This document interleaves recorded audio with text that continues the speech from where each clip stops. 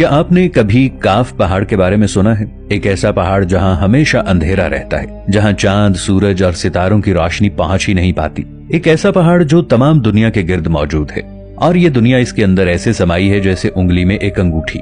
کچھ کا خیال ہے کہ یہ پہاڑ جنات کی دنیا میں داخل ہونے کا دروازہ ہے، جبکہ کچھ لوگوں کا ماننا ہے کہ یہ پہاڑ سمندر کی گہرائیوں کے نیچے کہیں ہیں۔ اس پہاڑ کے بارے میں کئی عجیب مافوق الفطرت کہانیاں عام ہیں۔ تو کیا یہ کاف کا پہاڑ ہے؟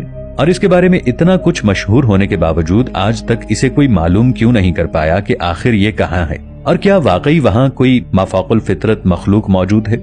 13ویں صدی کے عظیم صوفی شاعر جلال الدین محمد رومی ایک جگہ لکھتے ہیں کہ حضرت ذوالقرنین آب حیات کی تلاش میں کاف پہاڑ کی طرف چلے گئے، اس امید سے کہ آب حیات کاف پہاڑ کی چوٹی پر کہیں موجود ہے۔ اور جب حضرت ذوالقرنین وہاں پہنچے تو وہاں انہوں نے اسرافیل علیہ السلام کو دیکھا، جو قیامت کا سور پھونکنے کو بالکل تیار کھڑے تھے۔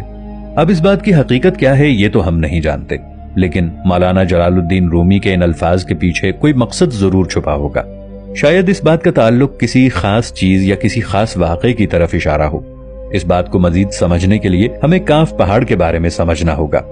کاف، کوہ کاف یا جبل کاف کے نام سے مشہور یہ پہاڑ عربی اور ایرانی ثقافتوں میں ایک پراسرار پہاڑی ہے، اور اس پہاڑ کو زمین کا بالکل آخری سرا سمجھا جاتا ہے جہاں پر کوئی پہنچ نہیں سکتا۔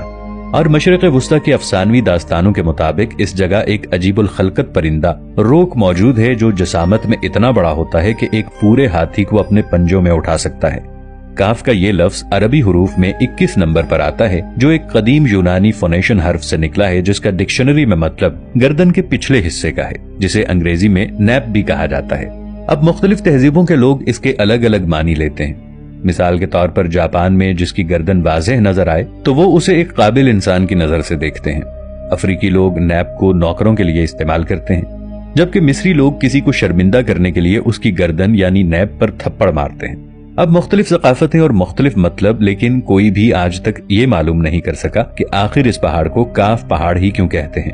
لوگوں کا یہ ماننا ہے کہ یہ لفظ کاف کسی چیز کے سینٹر کو ظاہر کرتا ہے، اور یہ لفظ اتنا مقدس ہے کہ قرآن کی ایک پوری سورہ کا نام سورہ قاف ہے۔ اس سورہ میں اللہ کی وحدانیت اور موت اور زندگی کا نظریہ پیش کیا گیا ہے۔ چین کے لوگوں کا ماننا ہے کہ دنیا میں موجود تمام پہاڑ ایک بڑے پہاڑ کی شاخیں ہیں، اور وہ بڑا پہاڑ یہی کاف پہاڑ ہے۔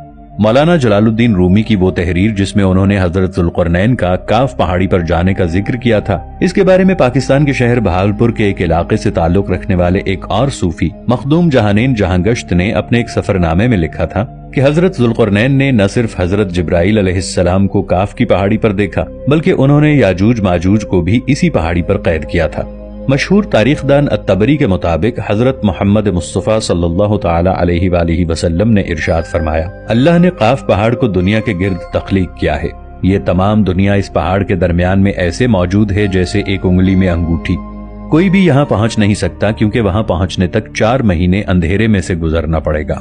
یہ وہ پہاڑ ہے جہاں کوئی سورج، کوئی چاند نہیں اور کوئی ستارے نہیں، اور یہ پہاڑ انتہائی شوخ نیلے رنگ کا ہے کہ آسمان جو ہمیں نیلا نظر آتا ہے یہ دراصل اسی پہاڑ کے عکس کا رنگ ہے۔ اگر یہ پہاڑ نہ ہوتا تو آسمان کا رنگ بھی نیلا نہ ہوتا۔ رابرٹ نیبلنگ کی مشہور کتاب ایک باب میں وہ الطبری کے بیان کردہ ایک واقعے کا ذکر کرتا ہے۔ اس میں حضرت محمد صلی اللہ علیہ وآلہ وسلم اور حضرت علی رضی اللہ تعالی عنہ کے درمیان ایک دلچسپ گفتگو کا احوال ذکر ہے۔ اس گفتگو میں حضرت محمد صلی اللہ علیہ وآلہ وسلم نے 2 پر اسرار شہروں اور ان دونوں شہروں کے قاف پہاڑ سے تعلق کے بارے میں بیان فرمایا کہ ایک شہر جابل کا ہے جو مشرق میں ہے، اور دوسرا شہر جابل سا ہے